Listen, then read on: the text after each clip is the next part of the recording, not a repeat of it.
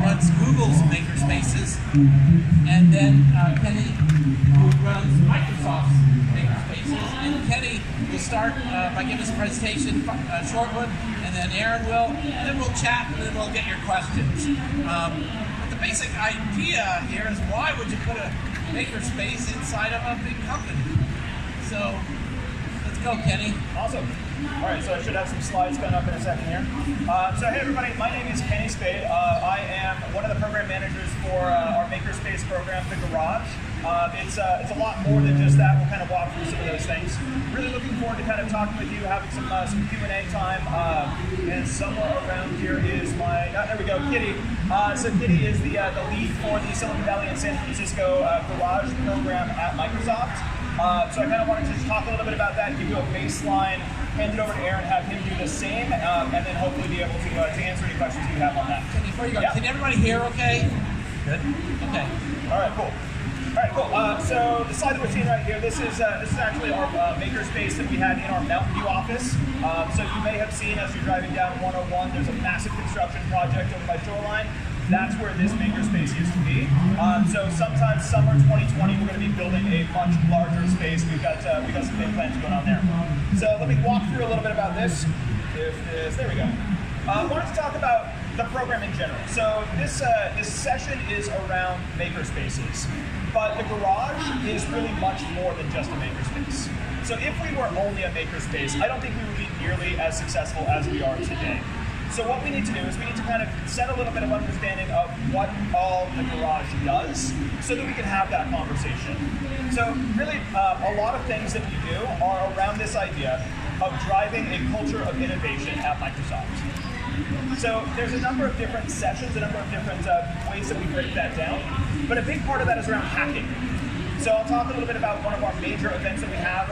We do a one-week hackathon every year. It's actually coming up in July. We do a lot of events and activities. So some of those events are very small scale. We might have 10 people in the room. Some of them are very large. We've got one coming up with a couple hundred people around artificial intelligence and machine learning, so that we can kind of reach everybody across the company and have them do a little bit of cross-pollination. We're also, for the first time, starting an internship program. So Microsoft has had an intern program for a very long time. The Garage has had one for about 7 years. Silicon Valley and San Francisco is actually starting for the first time our Garage intern program.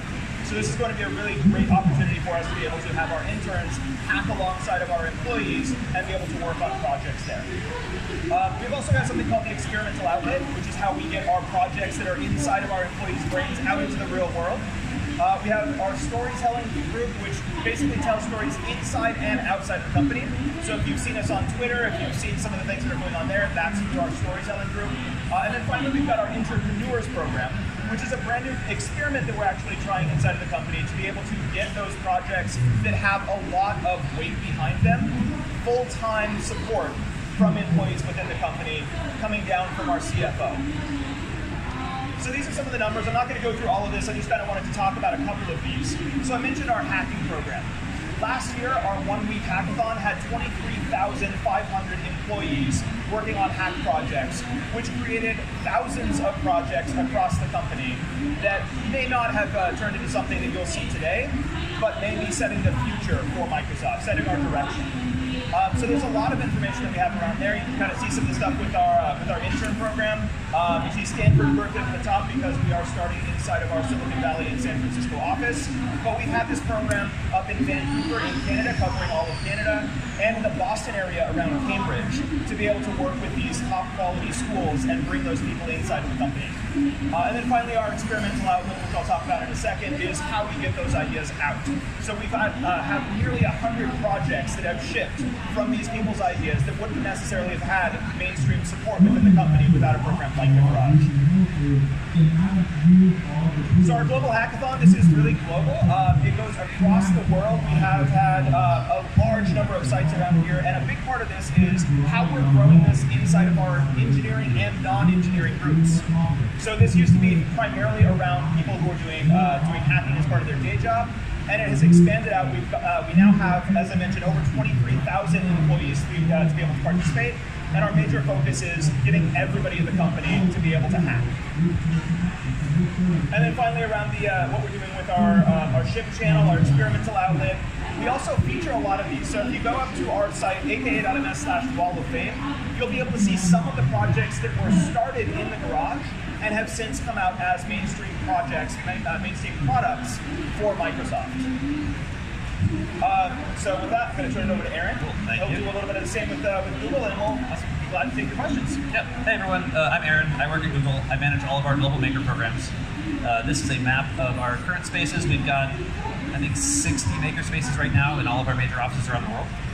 And next. We started out pretty small. This was our first 3D printer. So when I first joined the company back in 2012, I was originally working in tech support. But at Google, we had this concept of 20% projects where you can sort of spend 20% of your time working on something that's work-related, but maybe not your job. And I thought, well, it'd be really cool if we had a makerspace here on campus.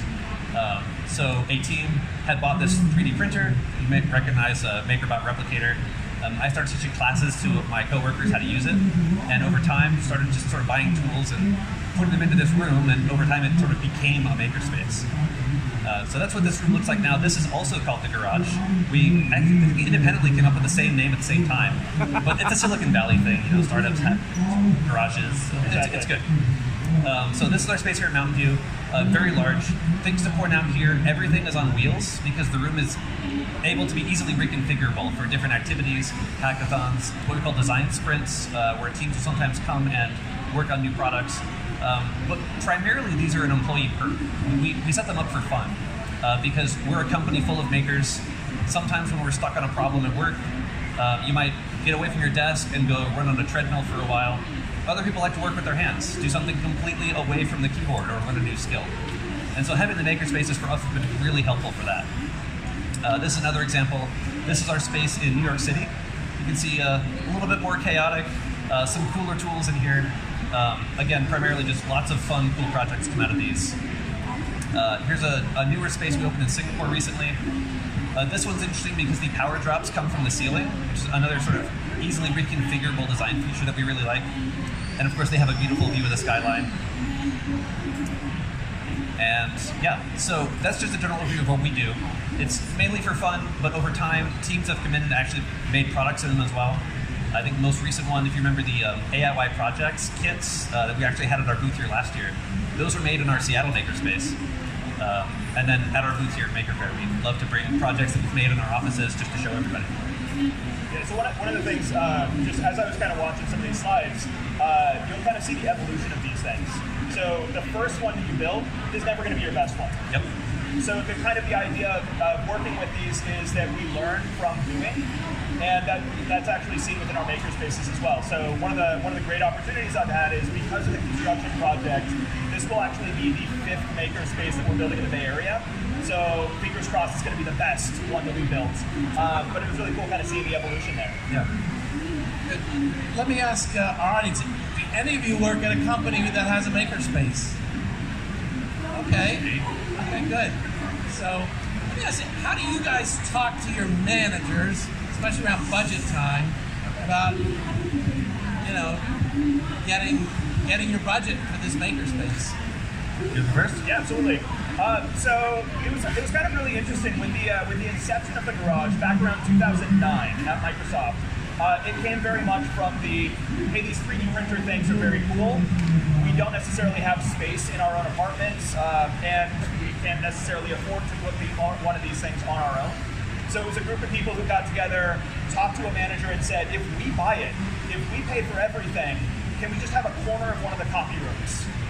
And they found that, okay, well, once we've given them that, somebody else wants to bring in the next thing that we have on here. We want to kind of build bigger and bigger and bigger. And it was really completely grassroots. It was absolutely around we see what's happening and we want to support it. Then in around 2014, we got a new CEO, Satya Nadella, who kind of embraced this. And he gave his first presentation at Microsoft as the CEO inside of our garage space. And he said, really what we should be doing, we should be embracing this culture, this idea of kind of this innovation culture, and everybody should be really using the garage as a model for their own business unit. So that really helps when your CEO says, look at these folks and do what they're doing. That helps with our budget conversations. That's good. Yeah, I think in our case for Google, again, very grassroots, started the same way, started buying tools and putting them in a room.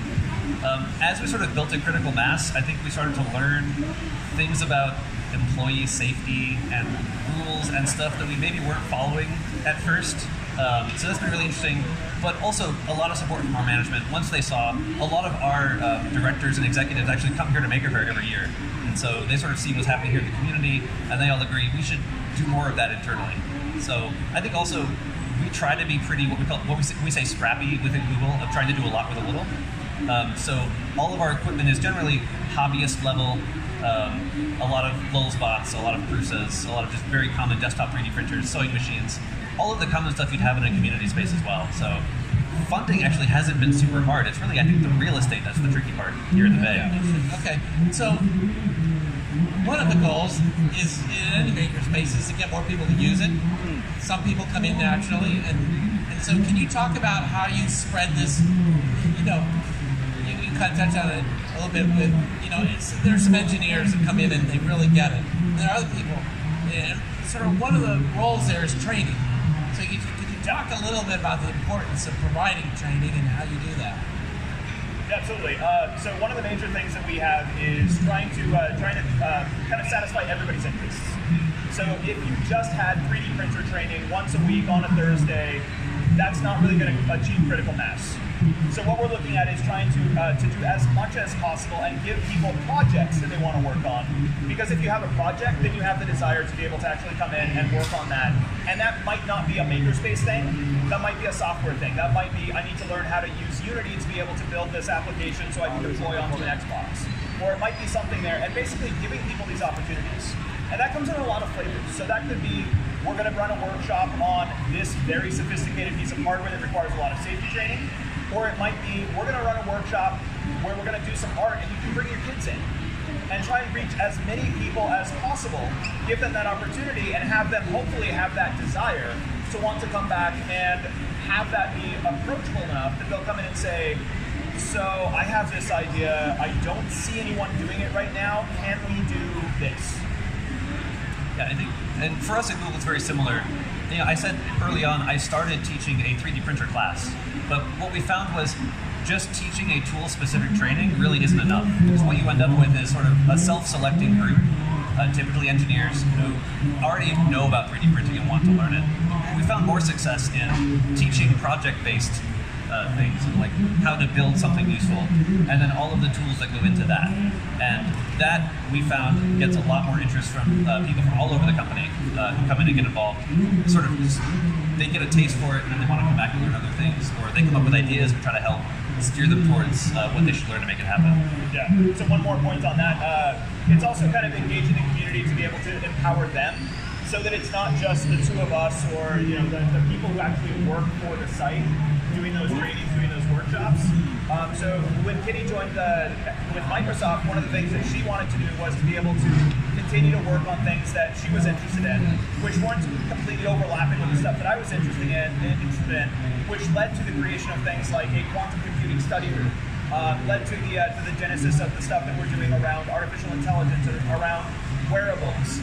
And that led to meeting even more people across the company who then said, hey, I would like to bring my kids in for a school trip. Cool, it's your garage. Go ahead. You are completely empowered to use all of the equipment that we have. If you need training on it, we'll give you training ahead of time. But this is your space. You should really be treating it as, what can I do with this rather than what can you do for me?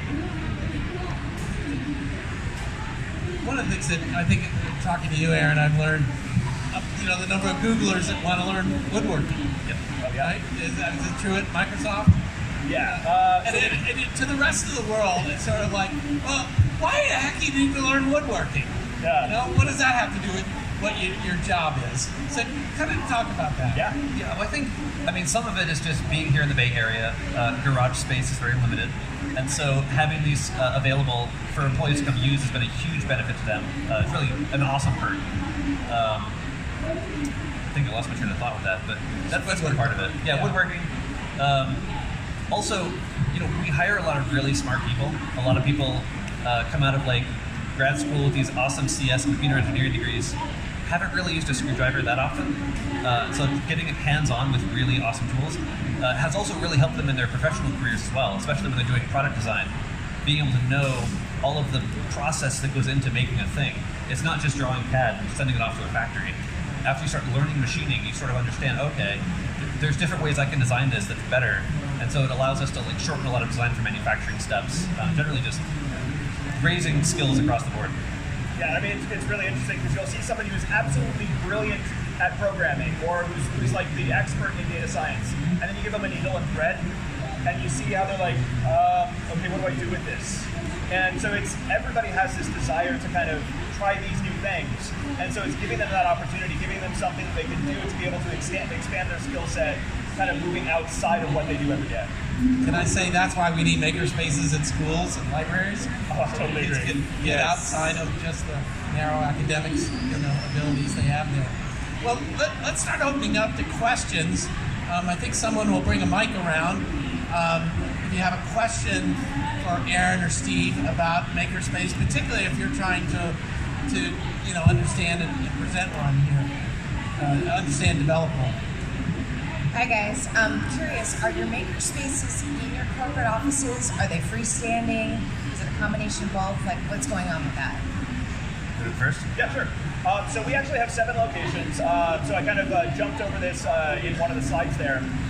But every one of our sites is as central as possible. So one of the things that we found is if you put it next to the barista, you're going to get a lot of foot traffic. You're going to get a lot of people coming through and seeing this. We also try and put it as close as possible to kind of the public space. So this is one of the interesting things. And we were kind of talking about this is we're getting pretty good at engaging our employees. But how can we actually start to engage the community? What can we do on that side?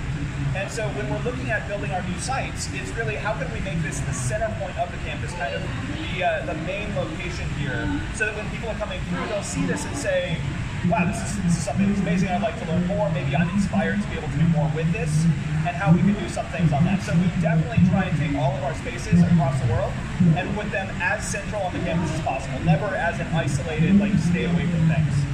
The first space that I had was actually in one of our side buildings, so there were a couple hundred people in that building, and almost everybody who went to that space was from that building. And so just getting people to walk across a courtyard is a very big ask. So the more central you can make it, the closer you can get to somewhere they're already planning on going, the easier it makes to engage with them. And I would say for us at Google, we really kind of just took what we could get. So like I said, we have 60 spaces around the world. There is a wide spectrum of shapes and sizes. So like our makerspace in Tokyo, I think is on like the 77th floor of a skyscraper. And it was a conference room that wasn't used very often. So we said, hey, can we just turn this into a makerspace? So we think about makerspaces in context of like there's tiers, where a tier 1 makerspace for us is very basic desktop level tools, electronics, soldering, sewing, 3D printing. Tier 2 would be laser cutters and sort of desktop CNC mills, but then tier 3 is the welding and the wood shops and the really big stuff. So our tier 3 spaces naturally kind of have to be in warehouses. So we have one in Mountain View where we worked with our real estate team to find a building that wasn't used for anything else, and we just filled it with tools. But yeah, so big and small, they're all over the place. We just sort of take what we can find, and then basically we prove that it's popular at that site just by getting them started somewhere in like a broom closet. And then once we show all of these employees love it, as we expand the campus, we'll actually build into the plan, okay, we're gonna make a formal space now, and here's the numbers to back it up. Yeah. Let's talk a little bit about the innovation theme, because at least, while it might be perceived as an amenity for some people, I actually think it's part of the goal is to create opportunities to innovate.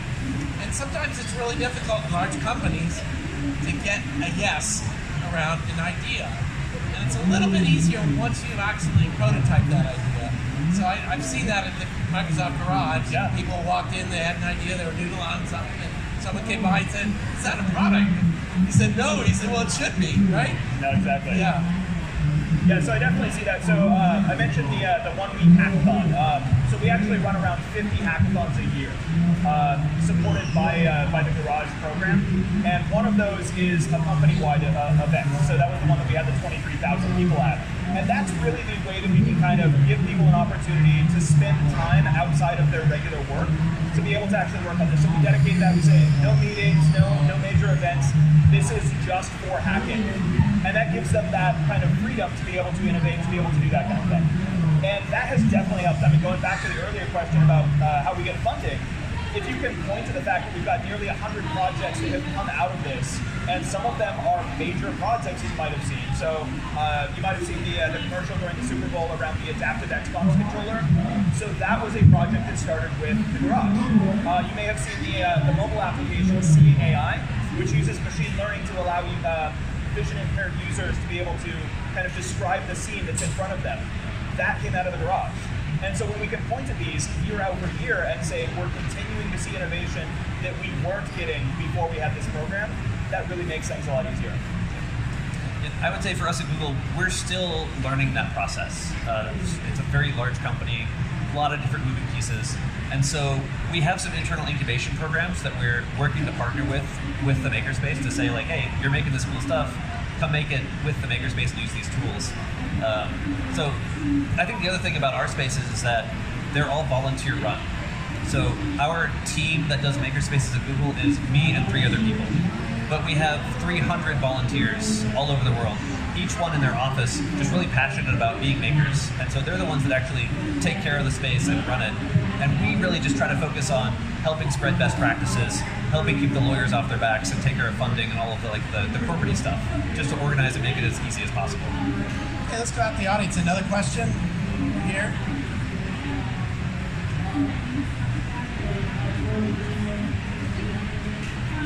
I was really impressed to hear about how much work you guys do to try to keep it creative freedom, I guess, for the employees and how it's a perk and everything. I'm curious how your companies try to shape maybe challenges or hackathons so that it makes your other part of your job easier to say, hey, this is related, hey, this is going to benefit the company as well as the employees. Yeah, so that really is a big challenge because the more constraints you put on something, the less innovation you see. And so any of the events that we do, we definitely make sure that freedom of innovation is taught. So with a hackathon, for example, we do have challenges. We will have things where our executives come forward and they say, from this point of view, maybe we'll look at our outreach team, our citizenship team, and they'll say, how can we better help people in, outside of Microsoft be able to see the same success that we're seeing? And they'll actually kind of put down in writing, this is what we'd like to see. Those are always optional. And so if that's something that inspires you, that's great. That actually helps. If it's a requirement, we start seeing problems with that. We start seeing people kind of shying away from it. Maybe I won't participate this year because I don't have an idea in that bucket. And so it really is innovation first, and then that direction layers on top of that. I think at Google we tend to do both, where we'll have very focused hackathons, especially with specific teams that will come in. So we worked a lot with Glass early on, where they would bring in all the Glass team and okay, give everyone a headset and just spend an hour, what can you do with it? And just come up with cool ideas. So sometimes some constraints can add an interesting creative bent, but then other ones we actually just have open hack days where people come and just get together and build camaraderie and make random stuff. Yeah. So we've had success with both. How many in the audience wish your company had a makerspace? Okay. So let's talk about that. How could they get it started? I think it's the same way it actually gets started in schools and libraries. When someone just shows up and says, I'm going to put this here, I'm going to put that there, and do you have any tools you can bring from home? Do you have something, Actually, I think the workbench is the piece that I would start with, not a 3D printer so much. It's just a place to sit around and work. How about you guys? What do you think? Yeah, I think asking for forgiveness rather than permission was really what helped us. I think part of that is us being Google, where we tend to be pretty flexible with that. But starting with something small, maybe printing something for my boss to show them, hey, this is pretty cool, right? And that's been really good. Yeah. So absolutely, it's the idea of not necessarily hey, I want to do this because it looks cool and I've always wanted a 3D printer or something along those lines. It's here's what we could accomplish with this, and if you've already accomplished it, that makes that conversation a lot easier. So if you get a group of people together and you say, we're going to hack on this thing, we're going to bring in this hardware, and we're actually going to do it. and then you come in and say, look what happened because we did this. If you actually gave us formal funding, we could do even more. I think that's how most of the spaces that I've talked to have had that happen.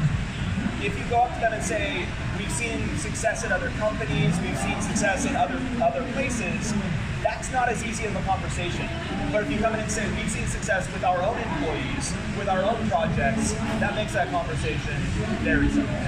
So one other thing that happens is a transition then from a kind of a full volunteer effort to, well, you need someone to kind of start taking responsibility for this because they don't have just 10% of their time to do this, right, Aaron?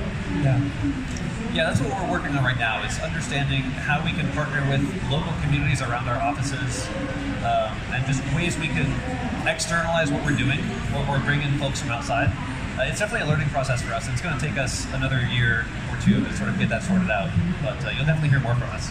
Yeah. Another question from the audience? Okay, let's go back to you. Yeah, he's a great mic.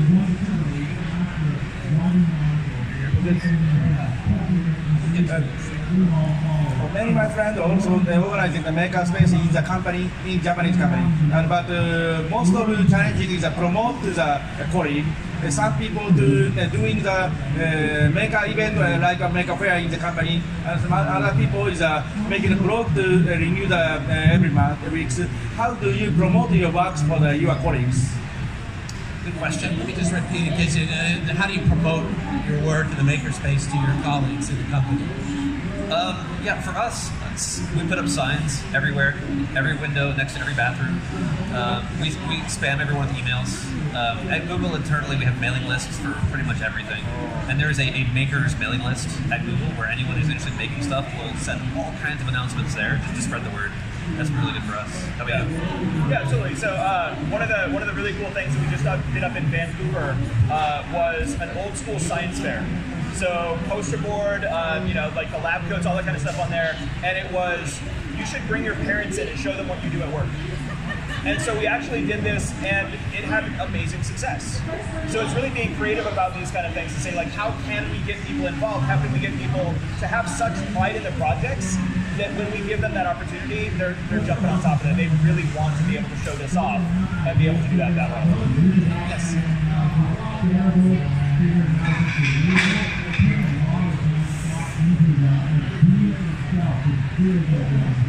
Okay, is this on now? Great. Yeah. So, Kenny, you had mentioned about this being a way for a company to engage with the community.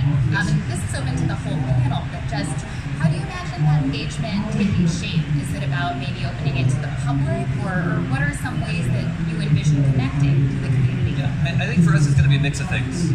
As we explore, like Google's building larger campuses, exploring what a public-private makerspace looks like, of letting the public come in and use our spaces. I think the other side of it is going to be just sharing what we're doing as open source. Like, here's the tools we use, here's the classes we teach, here's all the policies we set up, and just throwing that out and seeing if it's useful for anybody. So we work a lot with other organizations. We work a lot with Make.